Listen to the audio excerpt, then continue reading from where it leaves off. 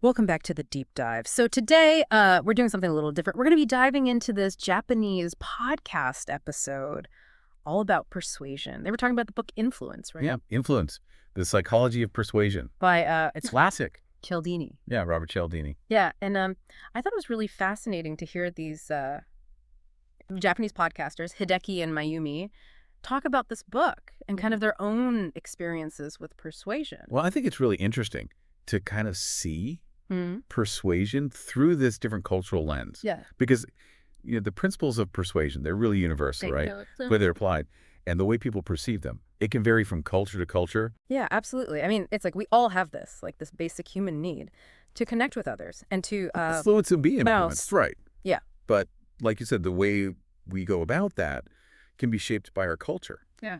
So Hideki and Mayumi, they start by talking about this concept of the law of reciprocity. And they illustrate it with this cute little story. From when they first met, Mayumi brought Hideki almonds as a gift. And then later, Hideki reciprocated with a carefully chosen selection of candy. Mayumi even commented on how thoughtful he was about the specific candies that he picked for her. It's so interesting how even those small acts of giving can trigger that reciprocity principle, right? It's like we're wired to want to repay kindness, even if it's something as simple as a few almonds. Yeah, I know. When someone does something nice for you, you almost feel obligated to do something nice for them in return. It's almost like this unspoken rule. Exactly. And it's not always a conscious thing, right? It's like this deep-seated psychological mechanism that's been ingrained in us over centuries of human interaction. So how can we, use this principle to our advantage? I mean, not in like a manipulative way, but in a way that, Yeah. helps us build stronger relationships and achieve our goals. I think it starts with being genuine. Don't just do things for people because you expect something in return, but look for opportunities Yeah. to offer something of value, whether it's a helpful piece of advice or a listening ear or even just a sincere compliment. Yeah. It's about being thoughtful, right? Exactly. And remember, Mm-hmm. those small gestures, they can go a long way. That makes me think about something that Hideki brought up. He called them reciprocity thieves, and he was concerned about encountering these types of people while he was organizing a seminar he's hosting. Oh, yeah.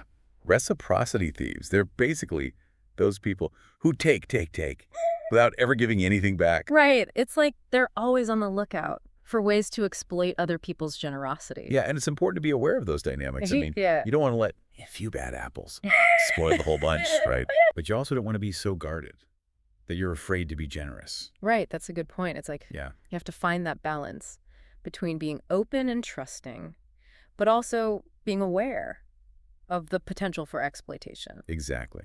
And sometimes it's not always clear-cut. There are shades of gray. Right. Like, what about when someone does something nice for you, but you don't really want to reciprocate, or you don't feel like you have anything to offer in return? Yeah, that's a good question. And I think that's where it's important to be honest with yourself about your motivations. Are you just trying to avoid feeling obligated? Right. Or is there a genuine reason why you don't feel comfortable reciprocating? Yeah. It's like sometimes you might just not be in a position to reciprocate in the same way. Right, and that's okay, as long as you're communicating that and being respectful of the other person's feelings. Yeah. It's all about communication and honesty. And like you said, being mindful of your motivations. So, It's not always a simple tit-for-tat exchange. not necessarily. Sometimes the most powerful acts of persuasion, they stem from genuine generosity.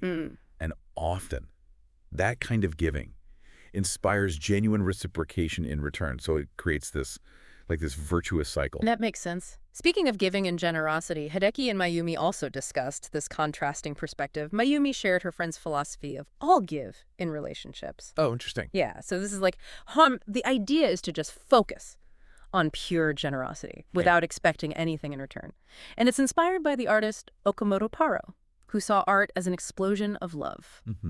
That's a really interesting concept because it challenges us to think about what motivates our giving.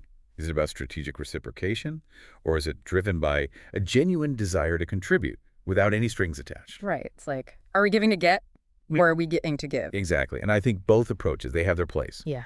But understanding our motivations can help us navigate these complex dynamics. Yeah. It's like if we're not aware of our own motivations, we can easily fall into patterns that aren't really serving us or the people we're interacting with. Absolutely. And it can also lead to resentment if we're constantly feeling like we're giving more than we're receiving. Or if we're giving with the expectation that Yeah. we're going to get something back, and then we don't. Right. It's all about being mindful and setting healthy boundaries. I think that's a good place to start for today. We'll pick up this conversation next time and delve deeper into some more specific examples of how to apply these principles in our everyday lives. Sounds good. Until then, keep diving deep. See you next time. You know, it's funny. Hideki and Mayumi, they actually talked about action plans, like specific things that listeners could do to kind of put these principles into practice. Oh, yeah. They're big on that, like taking action. Yeah. So they gave some pretty concrete examples, like holding doors open for people, sincerely thanking service workers, and really emphasizing the importance of clearly articulating your commitments. Ooh, that's a good one. Because I think a lot of times we can be kind of vague about what we're willing to do or when we're going to do it.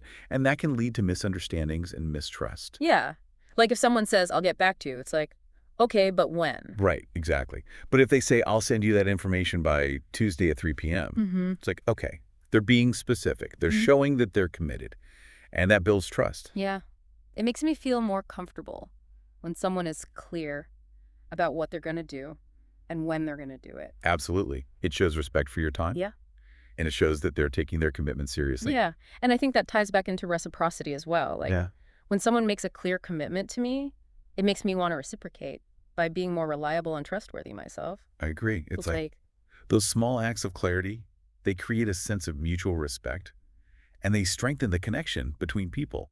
This makes me think about how much ambiguity we often put up with in everyday communication. And maybe that's why, like Hideki and Mayumi were saying, those small acts of specific kindness, they feel so impactful. Right, because they go beyond the expected. Yeah. They show real thoughtfulness and consideration. Yeah, it's not just about doing something nice. It's about doing something that is tailored to the specific person and their needs. Exactly. And that leads us to another important point that Hideki and Mayumi made, which is the power of being genuinely interested in others. Oh, yeah, they were big on that. Yeah, they argued that.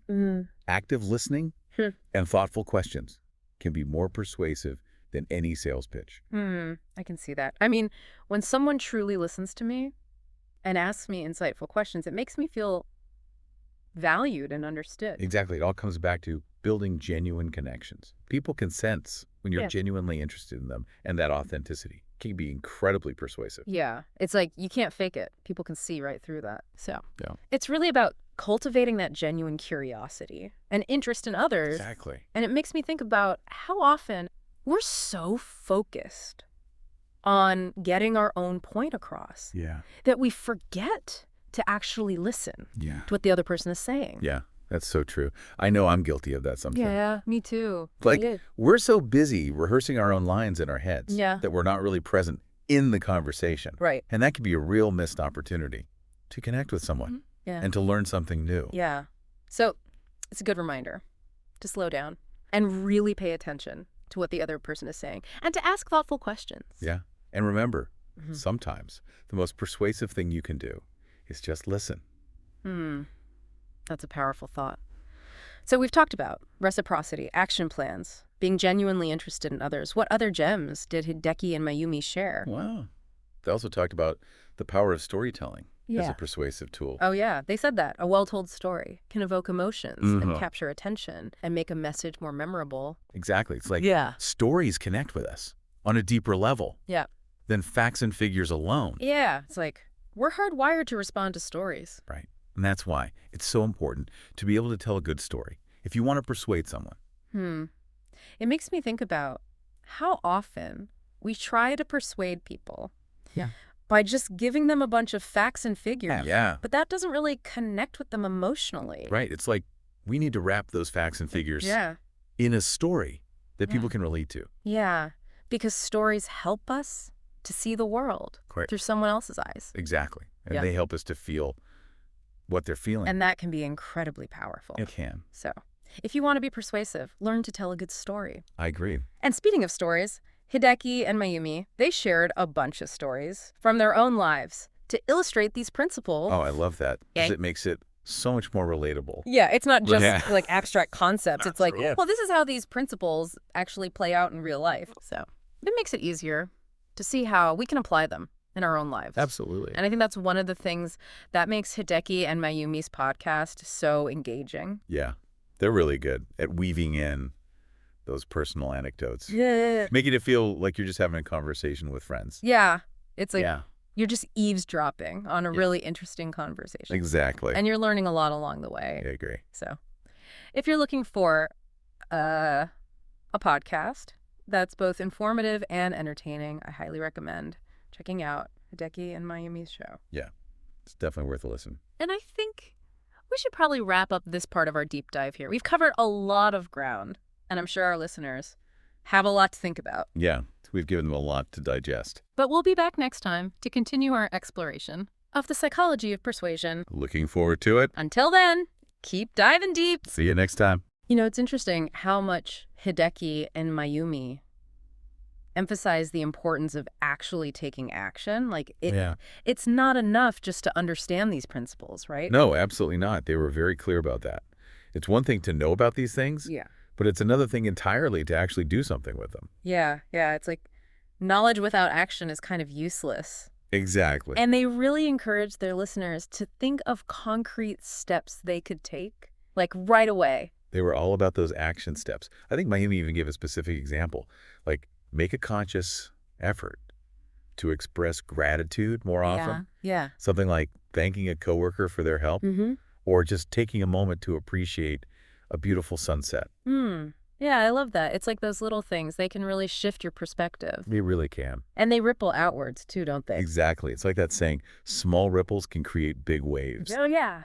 They use that one a lot. Yeah, it's a good one. Yeah. It's a good reminder that even those small acts of kindness or generosity, they can make a difference. It all comes back to that idea of reciprocity too, right? Yeah, absolutely. When we put positive energy out into the world, Yeah. it tends to come back to us. Yeah. And even if it doesn't come back to us directly, it still makes the world a better place. Exactly. So it's a win-win situation. I think so. So as we wrap up our deep dive into Japanese persuasion, what's the most valuable insight you're taking away from this? Well, I was really struck by how much Hideki and Mayumi emphasized the connection between persuasion and human connection. Oh, yeah. It's not just about techniques and tactics. It's about understanding what makes people tick. Right. It's about empathy. I love that perspective. Right. It reframes persuasion As a way to build bridges rather than walls. I like that. Yeah. Building bridges, yeah. Yeah, and it reminds us that even small acts of kindness and generosity can have a ripple effect. So, to our listeners out there, we challenge you. How will you use this newfound understanding of persuasion to enhance your life and make a positive impact? Think about it and get ready to take action. Until next time, keep diving deep. See you next time.